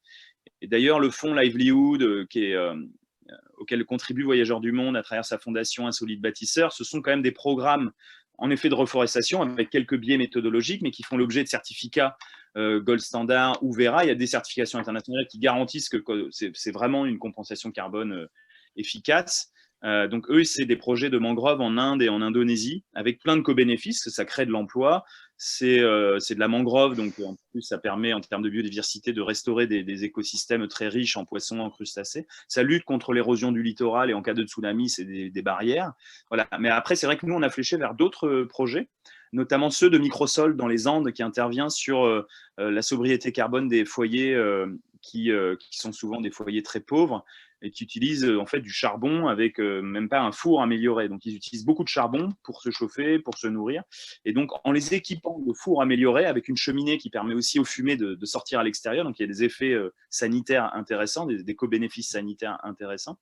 Mais en leur permettant d'utiliser moins de charbon, ben, on évite l'émission de CO2. Voilà. Donc après, il y a des calculs assez savants pour démontrer que ça fait de la compensation carbone. Puis la troisième méthodologie, c'est celle qu'on recommande aussi au Vietnam, c'est du biogaz, et en Éthiopie, c'est un système de solidarité pour utiliser aussi moins d'énergie. Donc soit c'est de développement d'énergie renouvelable, soit c'est du développement d'économie d'énergie. Et c'est en ça qu'on compense les émissions de CO2. Mais ça n'a de sens que si on a une stratégie d'évaluation robuste de notre empreinte carbone et de réduction, sans quoi c'est un droit à polluer. Ça peut être perçu comme un droit à polluer si on n'est pas aussi un artisan de la réduction à notre échelle, quoi. Alors moi, c'est juste, si je peux rebondir sur ce qu'a dit Julien. Donc, alors premièrement, je suis d'accord avec lui dans le sens où ça doit faire partie d'une stratégie bas carbone, mais ça doit vraiment être la dernière étape. Donc, on essaie de réduire, on voyage moins, on voyage mieux, on voyage avec les fournisseurs les plus responsables, et après, on compense. Mais j'ai quand même deux problèmes avec la compensation, même si globalement, je trouve que c'est une bonne chose. La première, c'est que c'est ce terme, et la sémantique, elle est vraiment importante. C'est-à-dire que compensation, ça donne l'impression que, comme à l'époque, on se lave les mains, oui, comme à l'époque, on allait confesser les péchés au curé. Et la compensation, c'est vraiment un mauvais mot parce que, en fait, la compensation, quelque part, ça n'existe pas. C'est-à-dire que si vous voulez, si tout le monde sur Terre faisait de la compensation pour compenser son empreinte carbone, il faudrait peut-être planter des arbres sur 2 planètes. Si vous voulez. Donc, ça montre que globalement, ça ne marche pas. Par contre, donc, il faut employer le terme contribution. Ça, c'est la première chose. Et la deuxième chose, c'est que c'est un marché qui a un petit peu été accaparé par un petit nombre d'acteurs et finalement, le prix du carbone est trop bas. Le prix du carbone est trop bas. C'est-à-dire qu'aujourd'hui, EasyJet, ils vont faire de la compensation. Donc c'est bien, hein, ils compensent, ils ne vous demandent rien, ils payent à votre place. Donc, quelque part, vous pouvez dire que c'est pas mal. Mais de l'autre, ils compensent à 4 € ou 5 € la tonne. Donc là, les dernières études qui sont sorties, elles montrent qu'il faudrait un prix du carbone à minimum 30 €. Voilà. Alors, dans les pays du Sud et en Europe, ce serait plutôt 50 €. Donc, avec un prix comme ça, donc non seulement, voilà, peut-être qu'on ne finance pas toujours les projets correctement, même s'il y a beaucoup de contre-exemples. Et deuxièmement, voilà, c'est infuser cette idée dans la tête des gens qui peuvent compenser sans problème. Ça, c'est vrai que c'est problématique. Alors que, à l'origine, c'est une super idée et que, comme le dit Julien, quand elle est bien appliquée, ça a vraiment toute sa place dans une stratégie bas carbone. Julien, si tu veux mettre le lien pour le train de nuit en Europe, là, le projet. Ouais, alors le projet. Par l'association. Le projet. Ah oui, l'appel à projet de. Ouais, tout à fait. Mais sinon, pour revenir sur Nomade, ils sont aussi en finale des trophées de l'innovation de l'écotouristique sur les voyages en train. Donc, je pourrais vous mettre ça. Je vous mettrai des liens sur l'espace de conversation juste après. Après, il y avait une question sur les communications inspirantes sur cette question-là. Les gens qui, justement, font le contraire de faire l'autruche, assument leurs responsabilités. C'est KLM qui a fait une pub il y a 2 ans qui invite à moins prendre l'avion. Exact, c'est vrai. Assez extraordinaire. Et je pense que il faut aller oser faire ça et arrêter de faire l'autruche. La deuxième, c'est Nomade Aventure. Quand ils ont décidé de compenser 100% des émissions de CO2 de leurs clients, ils ont fait une vidéo très caricaturale, mais qui fait bien passer le message que c'est l'urgence climatique et que ça n'empêche pas forcément de voyager. Et la conclusion, c'est en effet, ils parlent quand même de la contribution au programme de solidarité climatique, mais pas uniquement. Déjà, c'est aussi éveiller ses clients sur ce sujet-là. C'est déjà pas mal. Et puis après, il y a il y a de plus en plus d'entreprises qui se mettent à communiquer sur leurs engagements. Mais il y en a encore trop qui sont pudiques, quoi, aujourd'hui. On va les accompagner pour qu'elles se dévoilent un peu, parce qu'en général, elles ont des stratégies bas carbone plus ou moins ambitieuses, mais elles n'osent pas trop en parler à leurs clients. Elles ont un peu l'impression de se tirer une balle dans le pied, alors que je pense qu'il faut sortir de cette impasse, quoi. Il faut assumer qu'on est, nous, les acteurs du voyage, on devrait être en première ligne dans la lutte contre le changement climatique. Après, je vous recommande vraiment le rapport de The Shift Project qui vient de sortir là, sur l'avenir de l'aérien en 2050. C'est-à-dire que si on ne fait rien, de toute façon, il n'y aura plus de tourisme. Et en tout cas, il n'y aura pas de tourisme en avion. Donc, il est urgent de prendre le taureau par les cornes, quoi. Moi, je rebondis juste sur le côté communication. Moi, j'ai un exemple qui n'est pas vraiment sur le changement climatique, mais c'est quand même parlant. C'est à Cape Town, en Afrique du Sud. Il y a 2 ans, il y a eu une grave sécheresse et il y a eu enfin, vraiment, il y avait presque plus d'eau. Et c'était gravissime. Et donc, c'est un pays où, en plus, les gens ne font pas forcément beaucoup confiance aux autorités. Et du coup, il y a pas mal d'études qui ont été faites sur la façon dont le gouvernement a communiqué, le gouvernement local, donc de la province de Cape Town. Et ça a vraiment été ultra positif. C'était, on vous dit pas faites ça, ça, ça.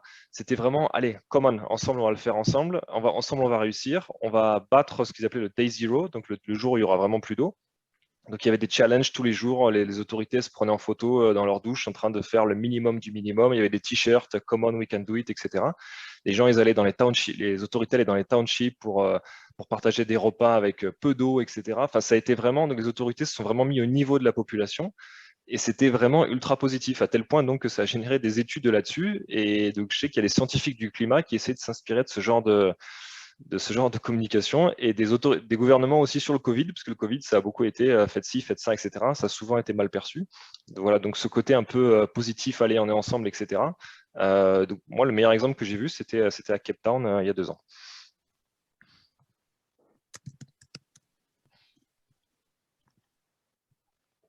Après, c'est clair. Peut-être que Estelle, tu as d'autres questions que tu fais remonter? En fait, oui, c'est vrai qu'on voit un petit peu dans la presse touristique en ce moment du prix des billets d'avion avec des montants minimums pour un voyage en France, en moyen courrier et en long courrier, pour justement ne pas continuer dans cette dérive un petit peu avec un aller-retour à 40 € et derrière sans... Voilà, les gens forcément voyagent plus, mais sans réfléchir à ce que c'est qu'un voyage exactement et ce que ça implique. Est-ce que l'un de vous deux veut en parler? Oui, je veux bien l'apprendre. Ben, moi, j'y serais assez favorable à titre personnel. Alors après, les montants que j'ai vu passer étaient quand même un peu trop élevés à mon sens. Je crois que j'ai vu passer du 300 € aller-retour pour un voyage domestique. Je pense qu'il faut quand même procéder par étapes. Après, c'est vrai qu'aller à Barcelone pour 40 €, voilà, je trouve que ça, c'est plus possible. C'est-à-dire que ce qu'ont fait les low cost et ce qu'ils ont réussi à infuser dans la tête des gens, ça ne correspond pas du tout au coût tout court et encore moins au coût environnemental que génère un vol comme ça de 1000 km. Mais globalement, avoir un prix plancher pour globalement déjà réduire un peu le trafic et faire comprendre aux gens que oui, il y a un impact quand on prend l'avion et qu'on ne dit pas il faut arrêter, etc. Mais cette histoire de prix minimum, je pense que ça va arriver. Ce qui va peut-être arriver aussi, et je crois que c'était dans le rapport du Shift aussi, c'était un espèce de quota carbone par personne. Vous savez, donc en fait, le problème de l'avion, c'est qu'il y a 1% des gens qui sont responsables de 50% des émissions dans l'aérien. Donc, c'est des gens qui voyagent 30 fois par an. Et du coup, limiter peut-être les déplacements de ce genre de catégorie de personnes avec des quotas par personne. Vous savez, on a les noms des passagers maintenant, ils savent exactement qui a voyagé quand. Donc, limiter les voyages à, je ne sais pas, quelques-uns par an pour les hommes d'affaires, ça pourrait faire partie des pistes à explorer. Ouais, ce qui est important de garder en tête, c'est le 2 tonnes en fait, par an et par personne, ce qui correspond au bilan carbone qu'on est censé avoir si on respecte la COP21 et ce qui correspond à un Paris-New York aller-retour, effectivement. Ouais. Les Anglais sont beaucoup moins pudiques que nous. Il y a 2 ans déjà, je crois que c'est Harold Goodwin, qui est un des grands experts du tourisme durable en Grande-Bretagne, qui expliquait qu'on pouvait aussi imaginer, en tout cas lui faisait du lobbying auprès des parlementaires anglais pour aller dans ce sens. Alors c'était encore un tabou il y a 2 ans, je pense qu'aujourd'hui ça l'est moins. C'est une taxe sur les voyages fréquents. C'est-à-dire plus on voyage fréquemment, plus la taxe augmente. Et donc évidemment sur un voyage par an on est exonéré, puis à partir de 2 voyages en avion on commence à avoir une taxe, et puis 3, 4, 5, voilà. C'est aussi des choses qui sont en train d'être distillées dans la tête des dirigeants aujourd'hui, donc il faut s'y préparer. Alors Julien, ouais, tu as mis c'est annedurail.eu pour le projet en train effectivement en Europe. Et après, alors il y avait toujours des questions sur vol direct, non direct. Est-ce que vous voulez donner un petit peu plus de précision? Aurions-nous des données chiffrées sur les économies de gaz à effet de serre en comparant sur un même trajet étalon les émissions des avions ancienne génération les plus répandues versus émissions GES des modèles d'appareils les plus récents optimisés sur la conso de kérosène? Les écarts entre un avion très récent, exemple A350, et un très ancien, par exemple le Boeing 747, peuvent aller jusqu'à 25% de CO2 en moins. Air France notamment a publié des chiffres sur l'amélioration de la performance énergétique de ses vols depuis 10 ans. Mais comme le dit Julien, ça n'a pas compensé la croissance du nombre de vols jusqu'en 2019. Ouais, Voilà. et ça, c'est un peu ce que je dis dans la présentation, c'est-à-dire que secteur aérien, ça illustre à merveille l'effet rebond ou le paradoxe des Jevons, c'est-à-dire que les compagnies, ça c'est incontestable, ont fait beaucoup d'efforts sur les appareils. Les constructeurs, voilà, les appareils sont beaucoup plus efficaces qu'il y a 30 ans. Donc, par passager, les émissions de CO2 ont beaucoup baissé. Mais par contre, le trafic a tellement explosé que du coup, les émissions en valeur absolue, qui malheureusement sont les seules qui font foi en termes de réchauffement climatique, elles ont beaucoup augmenté. Et juste un mot là-dessus, c'est-à-dire là, avec le Covid, on a l'impression qu'il n'y a plus d'avions dans le ciel, c'est-à-dire qu'on a l'impression que ça y est, les avions ne volent plus. Juste pour donner un ordre d'idée, avec le trafic actuel, le trafic de l'année 2020, c'est à peu près le trafic qu'on avait en 2004 mondial. Donc en 2004, on n'était pas des pays sous-développés, vous voyez. Donc on a quand même de la marge pour continuer à avoir une bonne activité. Et on avait aussi une bonne activité touristique en 2004. Donc je pense qu'on a quand même de la marge pour avoir un secteur aérien sain, un secteur du tourisme sain, sans se lancer, voilà, sans avoir une courbe exponentielle qui va continuer jusqu'au ciel, voilà, au rythme actuel. Après, il y avait différentes questions qui parlaient d'aspects financiers, économiques. Oui, c'est sûr qu'aujourd'hui, certaines choses demanderaient des investissements, d'autres pas forcément. Et c'est vrai que bon, la crise a fait que le tourisme ne va pas forcément très bien, hein, forcément, que ce soit côté compagnie, que ce soit côté agence, tour opérateur. Voilà, est-ce que vous voulez répondre un petit peu aux différentes questions qu'on a eues sur le chat à ce propos? C'est difficile, c'est un peu comme lire dans une boule de cristal. Hein. Honnêtement, aujourd'hui, c'est difficile, mais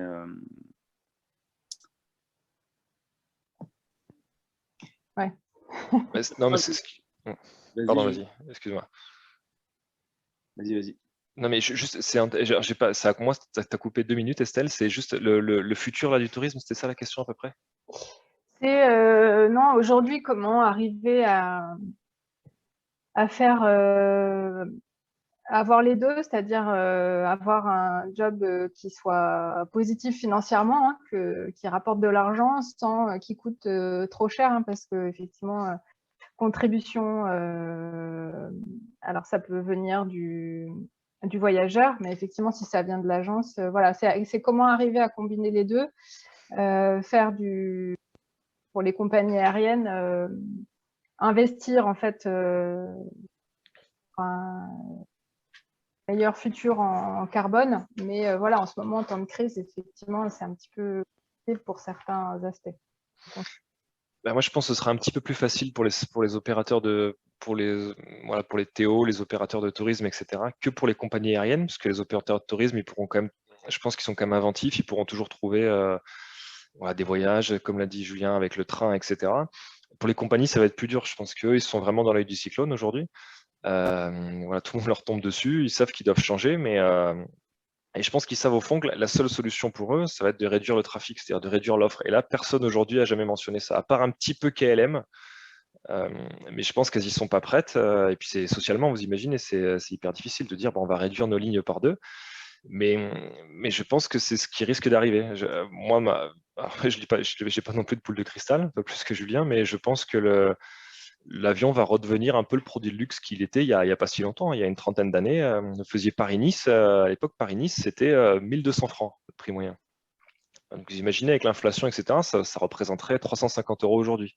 Et là, maintenant, vous faites Paris-Nice, pour 30 €, vous le faites. Donc je pense que ça va être dans cette direction. Et les compagnies, tout ce qu'elles font, c'est super. Hein. Faut donc le biocarburant, l'avion à hydrogène, etc., c'est génial, mais je pense que ça ne suffira pas. C'est-à-dire que, juste un exemple, donc l'avion à hydrogène, parce que tout le monde en parle, donc je ne doute pas que ils vont y arriver au bout d'un moment, mais supposons que même si je leur donne voilà, l'avion à hydrogène, disons qu'il est prêt, il n'y a aucun problème technique, demain il est prêt. Pour produire l'hydrogène, voilà, juste pour produire l'hydrogène qu'il faudrait, ou disons l'avion électrique, pour produire l'électricité qu'il faudrait pour alimenter juste les avions de Roissy, il faudrait entre 10 et 15 centrales nucléaires en plus en France.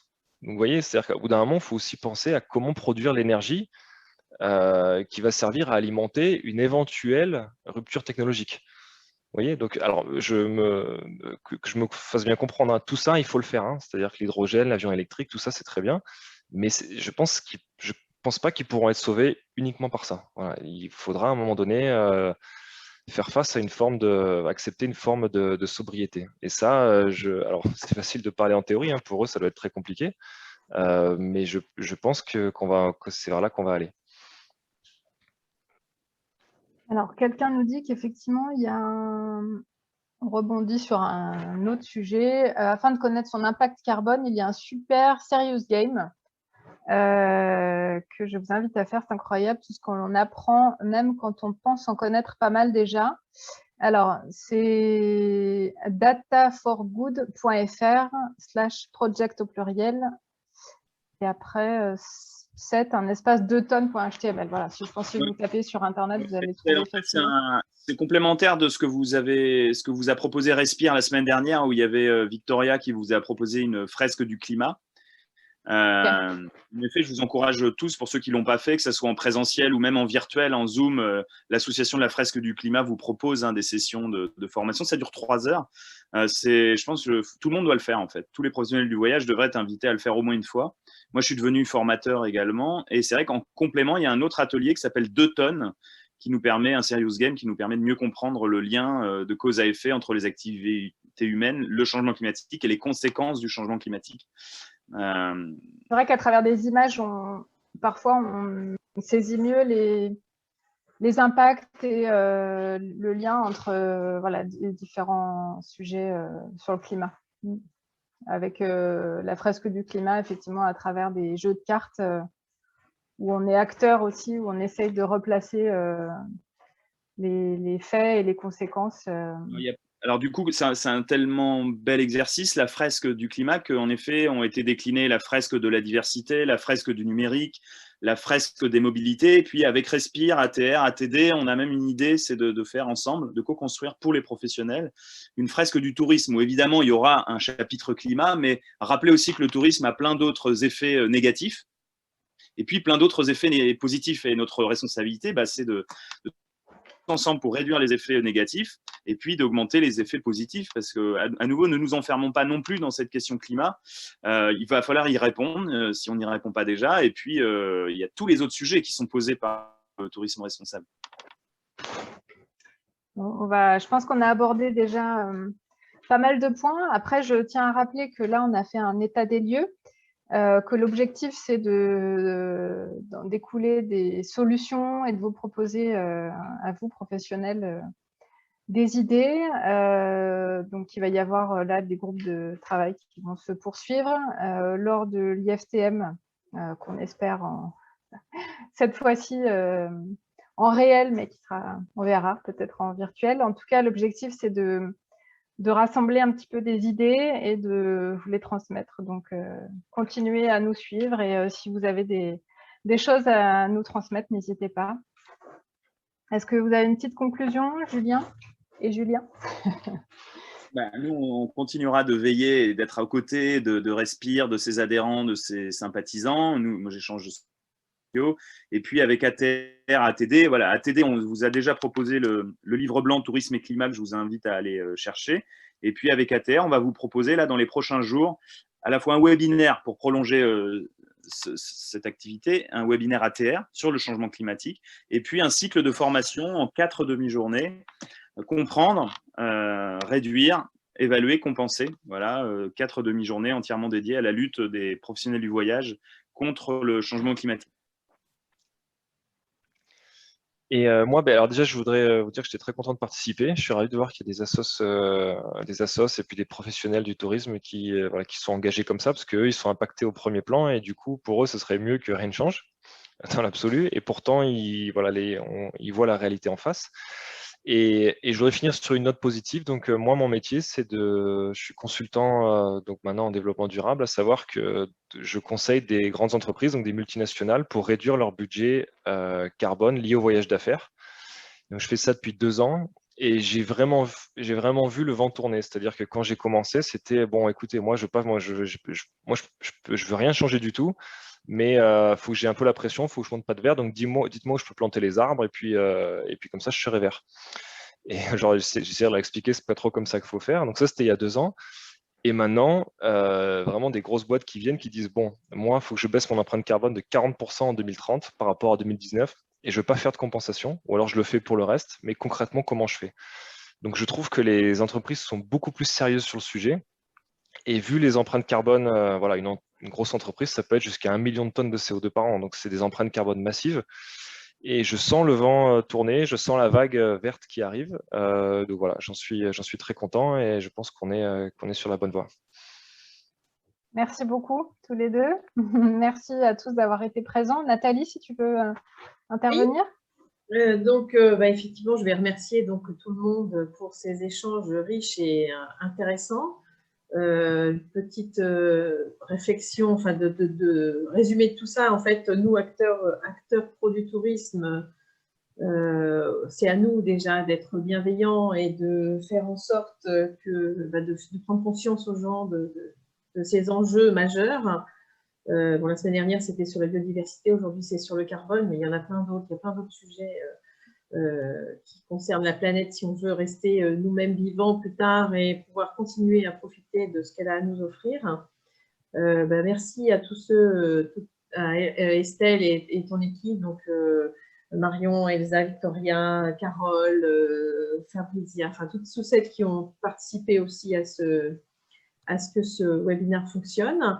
Et puis, merci à Julien, aux 2 Juliens. Donc, Julien Bio, on se connaît bien déjà pour travailler le sujet depuis un petit moment. Et puis, Julien, que je ne connaissais pas, mais que j'ai appris à connaître aujourd'hui. Donc, ravi.